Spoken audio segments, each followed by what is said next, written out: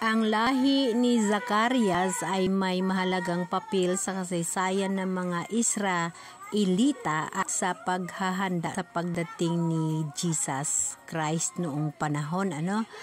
Si Zacarias ay isang pari ng mga Israelita at ama ni Juan Bautista, ang propita naghanda ng daan para kay Jesus. Ay isang pari ng mga Israelita na ito siya ay pari ng mga Israelita na nagmula sa angkan ni Levi. So sa angkan ni Levi ay isa sa mga dusing angkan ng Israel na nagmula kay Levi, ang ikatlong anak si Jacob. So kailangan din natin malalaman si Jacob. Sa pamilya ni Aaron, si Zacarias ay nagmula sa pamilya na yun. So kumbaga si Zacarias kay Aaron siya nagmula. So unang mataas na pari sa Israelita. Sa Zacarias, doon siya nagsimula sa kay Aaron sa unang mataas na pari ng mga Israel. Sa papel sa kasaysayan ng Israel sa lahi ni Zacarias, may mahalaga siyang papel sa kasaysayan ng mga Israelita, lalo sa aspekto ng reliyon o espiritualidad. Kasi si Zacarias ay isa siya sa naghahanda sa pagdating ng ating Panginoon dahil siya ay ama ni Juan Bautista. So malaking papel ni Zacarias bilang ama ni Juan Bautista at asawa ni Saint Elizabeth.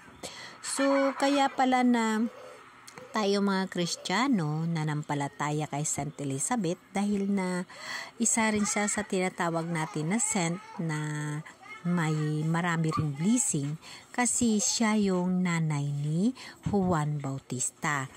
So si Juan Bautista, 'di ba, isa rin siya sa saint natin na kumbaga siya isa rin sa hinihingian natin ng gabay dahil isa rin siya sa mapalad na tagasunod ni Jesus Christ nung panahon kasi siya talaga yung naghanda ng daan. Una-una siya sa kay Jesus dito sa mundo. Siya nauna na humaharap sa mga tao. Siya yung pinakauna na humarap sa mga tao upang ihanda ang pagkilala kay Jesus Christ. So, ganun. So, dito natin nalalaman yung history ni Zacarias, ni Saint Elizabeth, at saka ni Juan Bautista. Ito sila ay isang pamilya. Si Juan Bautista nang galing sa angkan o sa lahi ni Levi. Yung isa rin sa kanilang mga lahi ang mataas na pinuno o pari din noong panahon si Aaron sa Israelita. So at least alam natin ngayon na si Juan Bautista, ang nanay niya ay si Saint Elizabeth at si Zacarias. So ganun ang history ni Juan Bautista, atin na sinasamba at atin na pinapalampatay, what we call this, atin din hingian siya ng gabay kasi siya ay pinakamalapit kay Jesus at siya mismo ang naghanda para sa pagdating ni Jesus. So guys, maraming salamat, and then aalamin natin kung sino-sinong pamilya ni Juan Bautista.